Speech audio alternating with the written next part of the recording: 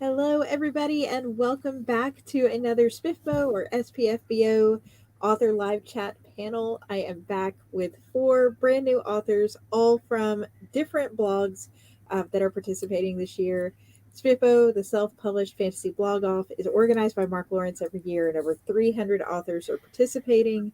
Those 300 authors have their books split up among 30 different blogs, not of our choice. The blogs pick somehow, some mysterious way. So we've just been going through these panels, meeting different authors, hearing about the books they've got in the competition. Jay, why don't you start us off? Just tell us, everybody can go around, tell us a little bit about yourself, which blog you're assigned to, and what kind of fantasy you write. Hi everyone, I'm Jay Reckward. I'm an author of epic fantasy and sword and sorcery. I'm assigned to the Weathermax report, and my book for this year's SPFBO is Atenia. Thank you for having me. My pleasure. And yeah, I love your cover, by the way. Did you design it? No, it was actually done by Simon Underwood, who also does the cover for the New Edge Sword and Sorcery magazines. He's a great artist out of Oregon, so he did a really wonderful job, and he actually helped pick out the green. So I couldn't be happier with his work. That's awesome. So many great covers this year. Absolutely.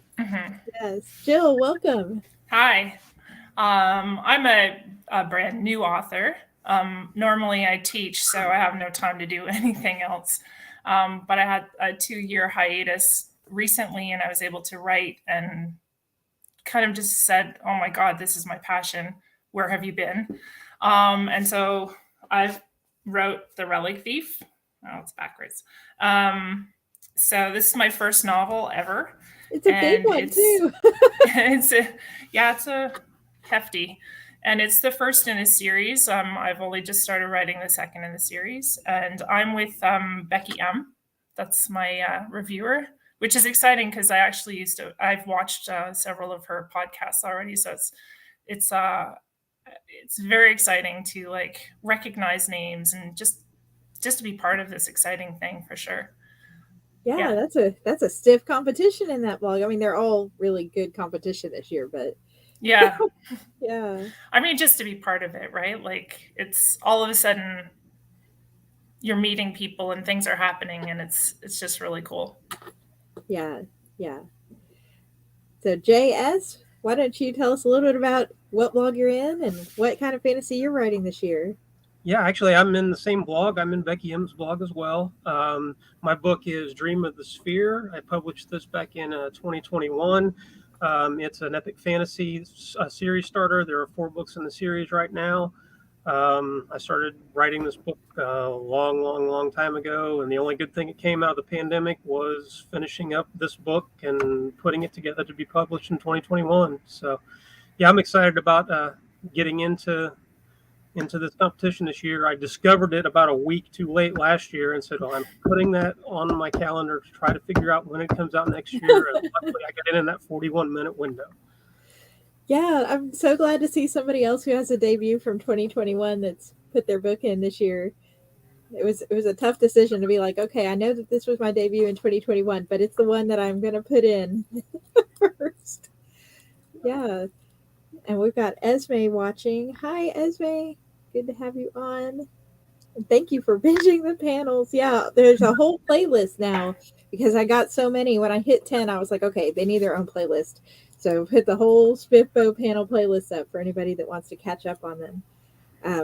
But yeah, so Joao, why don't you tell us a little bit about yourself? Yeah, I'm João F. Silva. I'm the author of Seeds of War. It's an epic fantasy for adults, leaning a little bit towards the grimdark subgenre, although I wouldn't really necessarily call it grimdark. I published it about a month ago, so just in time for the SPFBO contest, and I was lucky enough to be within the group that managed to do it within the first 41 minutes. And I'm also with the Weatherwax report. And yeah, really happy to be involved in the community. It's been really awesome so far, and I think for me the expectation is just going to be having fun. Yeah, Yeah, and congrats on your cover being nominated for the cover contest too. Mhm. Oh, thank you, thank you. Yeah, it was actually designed by this cover design service called Mivel Art, and they also Yes, did I Big Ten love Metal Dogs. them. Yeah, I mean they're really really good. They're really professional. They're really timely, and yeah, it's just really good service overall. And really affordable if you're a fellow author and you don't know about them. I've got a whole video about book covers on my Indie Author Behind the Scenes blog that you can watch, and it shows their work and some of the work of their related companies get covers and get pre-mades and like the budgets and yeah.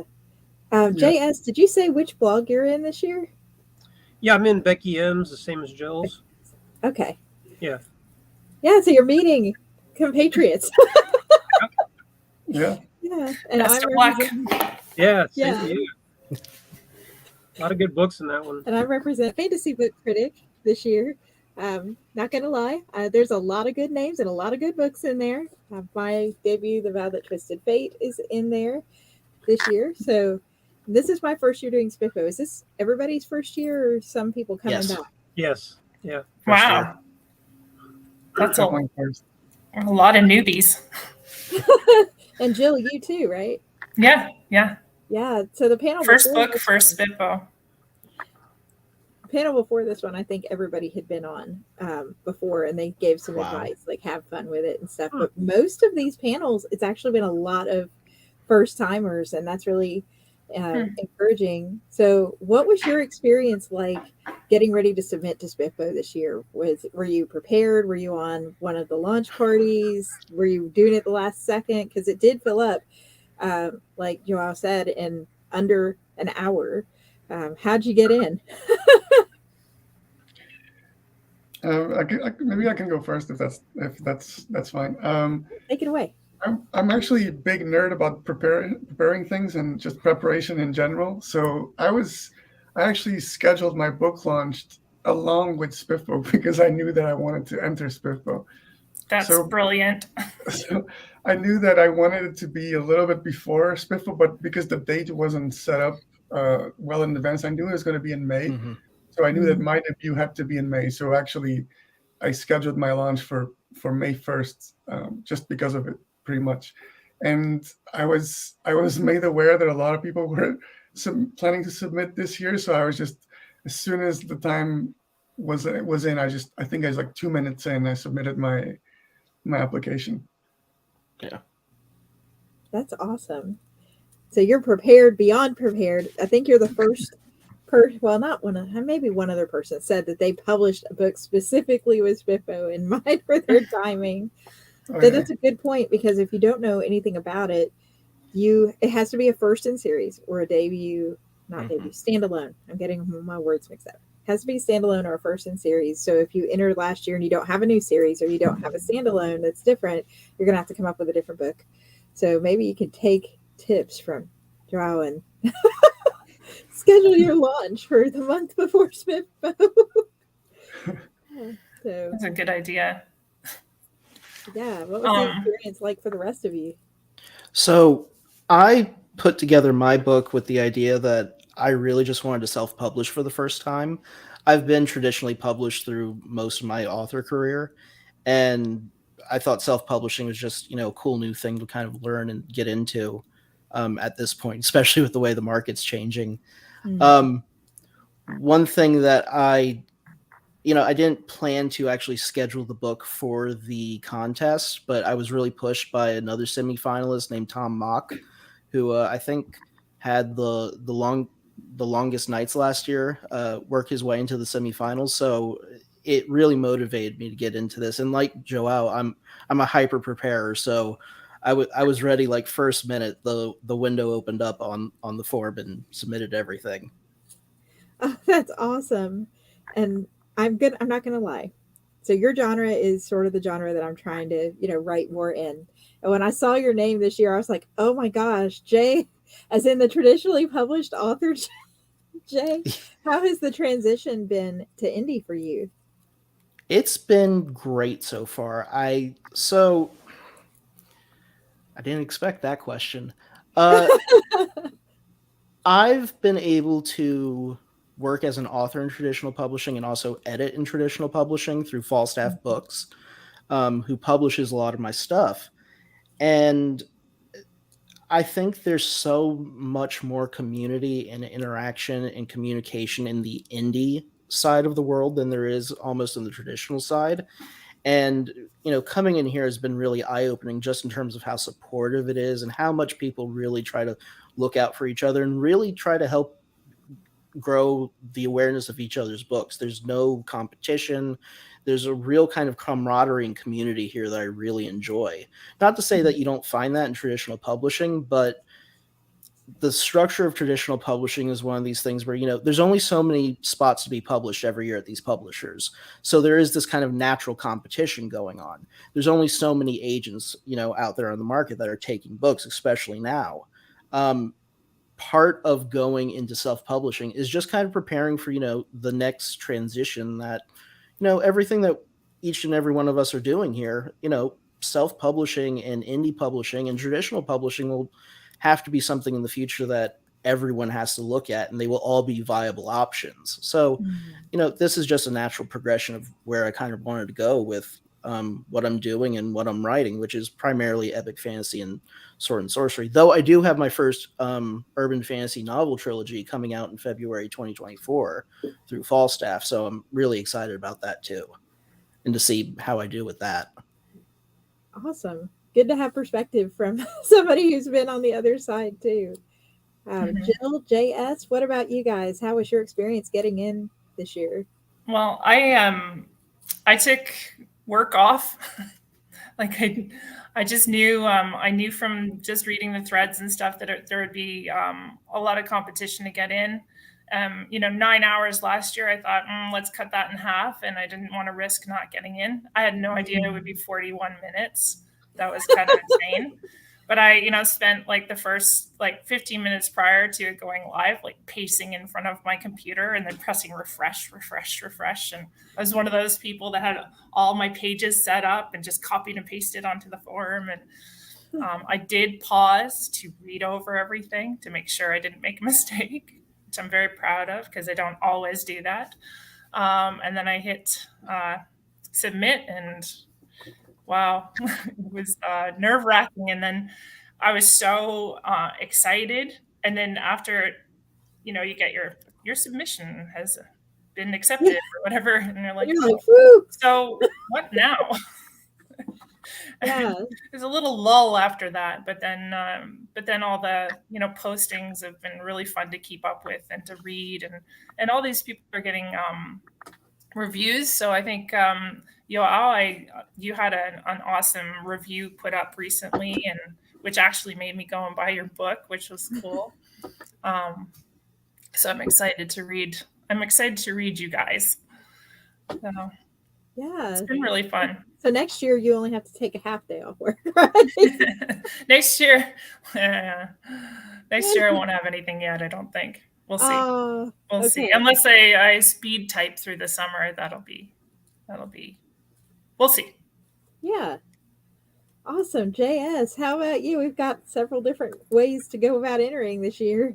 Yeah, my experience was pretty much the same. I had put it on the calendar after I figured out what the time was, because you had to go based off of its London time and then wherever you are. So it worked out time-wise for me because it was right before I started my work day on my regular job. So I did like Jill did. I just zipped in. I had everything already ready to cut and paste and just entered everything on the form and crossed my fingers, hit enter and hoped for the best and got in, and then was shocked when I started seeing it's full after 41 minutes. Like, oh my God, I'm glad I didn't wait, because that would have been a very, very bad thing. And I didn't want to wait and do it again and try to get in next year. So it worked out well. Yeah. And not only that, but to know that you're in with so many great books and so many great authors this year.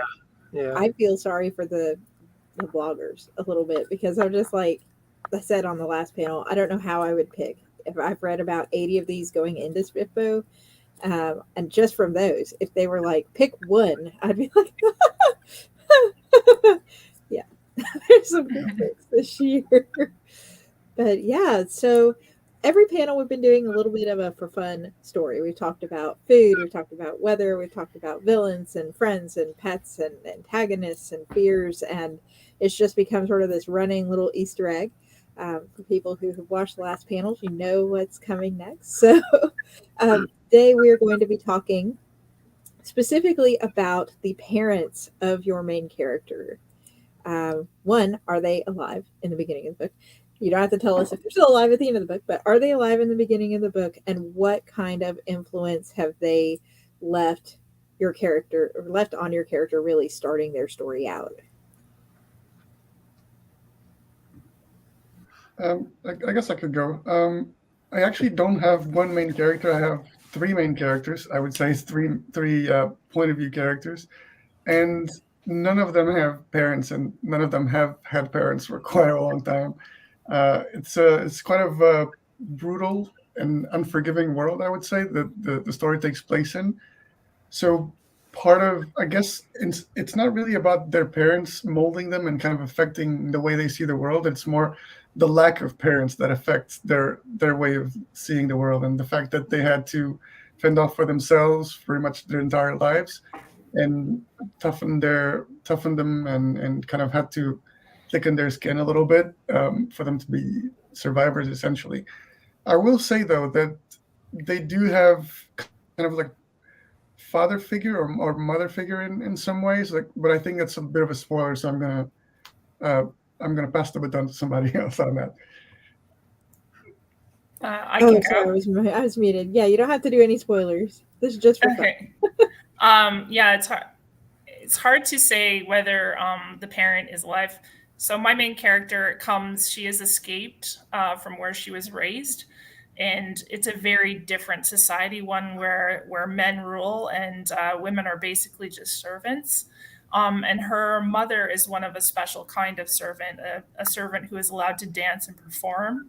The only women who do not have their tongues cut out, because a woman's voice is corrupting. So these dancers, singers are allowed to keep their tongues to be able to perform, but they're still basically slaves, and that's what she grew up in until she was maybe about 12 years old, and then she escaped. So I don't want to say anything more than that, except that she only had a mother, and there was no father figure of any kind. Mm-hmm. It's really interesting world building there too. It's a backstory that'll break your heart. Oh. If you were wondering if Jill's book is a little dark. It's dark, but I've actually classified it as hope punk, which is kind of antithetical to grimdark. Though it has like those kind of elements in it. There's a lot of gritty stuff in it, but it's about building community. So that's what the essential theme of the book is. Love that. Yeah, this is actually a really cool question for mine, because my main character, she's on the cover. Her parents are actually point of view characters, and wow, that's interesting. Actually, I would consider her mother is probably also a main character as well. It's an epic fantasy, so I've lost count, 7 or 8 point of view characters, but the book starts out focused in on this family and the family dynamic, because it's not a spoiler to tell you. I mean, in the first chapter, the inciting incident is this girl's younger brother. He ascends as part of the a ritual and is sacrificed basically to their religion, and becomes what they call sphere blessed. And her father is a priest in the priesthood. Her mother doesn't like any of this and is convinced that something is wrong, and her baby's still out there somewhere, and decides that she's going to go out and find him. And they actually become antagonists to one another, and the main character is caught in the middle. So it's a whole family drama, and then it expands from there. And so, yeah, it's an interesting question with the parents. So the parents in my book, yeah, they're central figures. The father actually, depending on your point of view, becomes kind of the antagonist in the book. It's really interesting. So actually, a parent plays a really big part in my book, Atenia. which centers around a young girl named Hadra who is growing up in this feudal city called Atenia, where she's basically been chosen to be a baker for the rest of her life. She spends her days working in this bakery while her father mends nets. One day she comes home and she discovers at dinner that her father has been organizing a revolution against the queen regent of the city. And just as that happens, the queen's regent's knights burst in and murder Hadra's father in front of her. She escapes the house by the miraculous means of falling out a window, and runs outside to the city. And her father told her his plan of like, how we're going to start this rebellion. And I have this plan tonight. And once it happens, we never have to worry about this oppression or this feudalism or these monarchs ever again. And she lights the fields in front of the city on fire, and it summons these 3 wraiths on horseback. And as soon as the wraiths arrive, this entire rebellion explodes. And without giving away spoilers, Hadra slowly discovers how much her father cared about her enough to keep secrets from her about what he was planning to do. But as she goes through the book, she discovers that secrets are often the things that bring people down. And without getting any spoilers, like the influence of her father has a great effect upon her throughout the entire novel. Wow. So we got 4 very different books for very different scenarios with parents.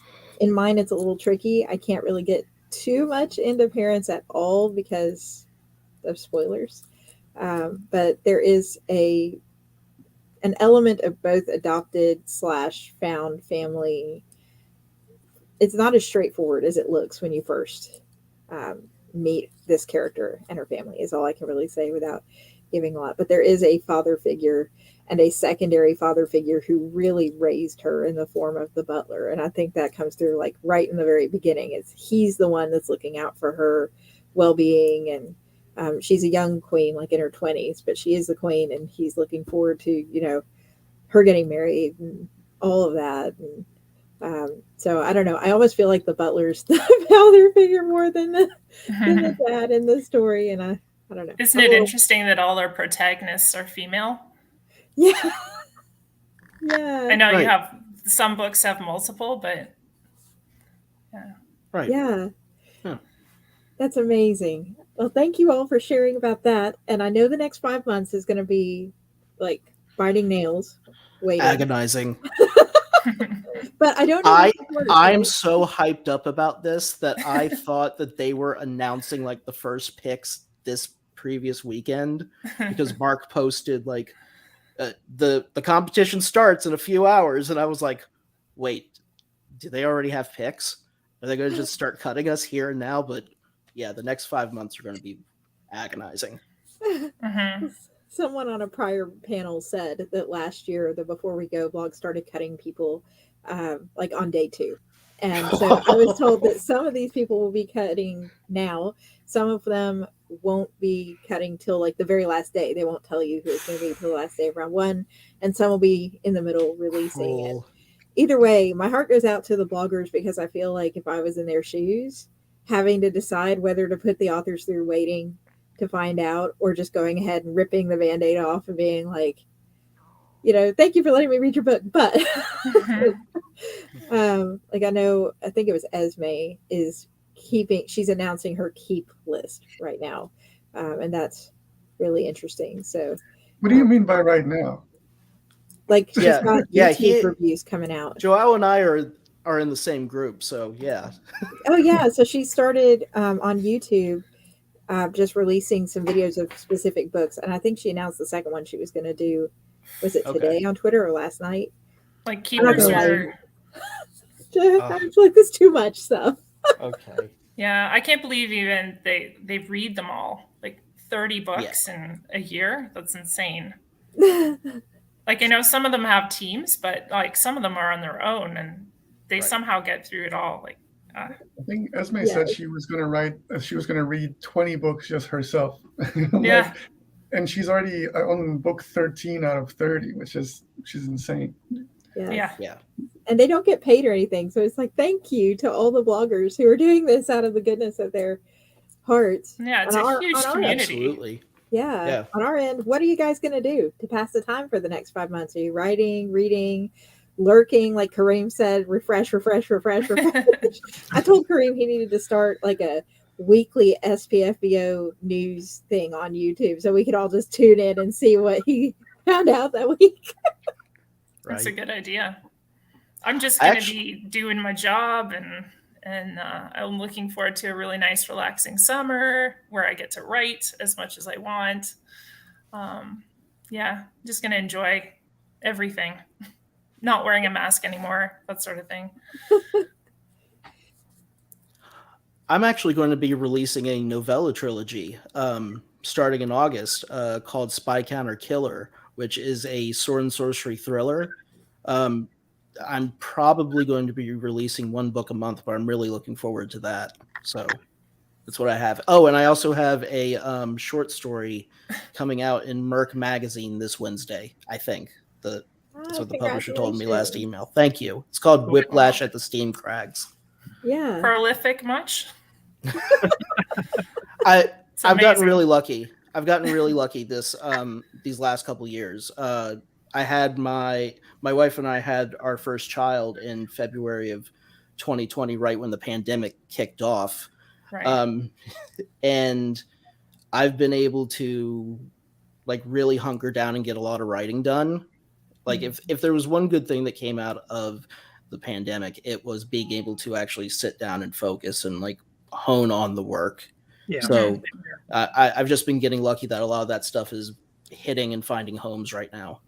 Yeah. But thank you. Yeah, I'm finishing up revisions on the second book in my urban fantasy series, which I'll be putting out in October and November. But I'm also doing a Kickstarter in July. Keep my fingers crossed to do my first audio book for the series starter in that one. So hopefully that'll work. Never done a Kickstarter before. It's exciting. This is an exciting time to do Kickstarters. I've never done one for a book, but I've supported a lot of them because I love all the indie stuff, and I just can't seem to stop collecting indie books. So I've been wanting to do audiobooks, and this book's it's more YA, so it's a little bit shorter, and I figured it's the best chance to try to do a shorter audiobook. It's not quite as expensive to produce, so we'll see how that goes. Yeah, and I'm also writing pretty much. I have this prequel novella that I'm just about finishing. Should be out if I'm lucky, and if there's no hiccups in the schedule, should be out by the end of August or September. And then I'm also working on book 2 in the series, which hopefully will be out in January next year. Oh, congrats. That's a pretty fast turnaround right there. It's like 7 months. Yeah, just because I did the first draft back in November, but then I had to focus on the publishing schedule for book 1. So book 2 kind of got left behind, and I realized I should have a novella to offer to my mailing list subscribers just for free. Mm-hmm. So I'm going to use that to kind of get people to sign up to my newsletter. That's a good idea. Nice. Yeah, awesome. Yeah, I'm in the middle of a rapid release dark fantasy that's borderline grimdark that I started in January, and I did book 1 in January. Book 2 came out in February. Book 3 was aimed for March, and the file was corrupted when I went to upload it. And then my source file was corrupted, and all my other versions were corrupted, and my old hard drive was corrupted, and so I had to rewrite book 3. So my goal is, when I survive the editing busy season in June, to finish the 3rd book of that series. To get it out. The Vow That Twisted Fate for SPFBO is a standalone, so I don't really have anything else coming in that world except for a secret project I can't talk about yet. So, but yeah, that's my summer. Way to string us along. Yeah, but I wish all of you the very best of luck going into the rest of SPFBO. This has been so exciting and such an honor to chat with all of you. Thank you. Thank you so much. It's my pleasure. And if you're watching and you would like to catch the other panels, check out the playlist that I mentioned at the beginning of this video on my YouTube. You can hit the bell to subscribe. We've got one more panel today, several more next weekend, and then at the end of the month, a huge blitz. It's 3 days long, over 20 different panels, I think, right now, for reading their books live, interviewing authors, SPFBO and non-SPFBO, who are sci-fi and fantasy indie authors. So, yeah, come join in the fun. Take care. Oh, thank you, Dustin. Dustin says, good luck, everyone. Thank you. Thank you, Dustin. All right. Take care, everybody. Bye. Bye. Thank you so much.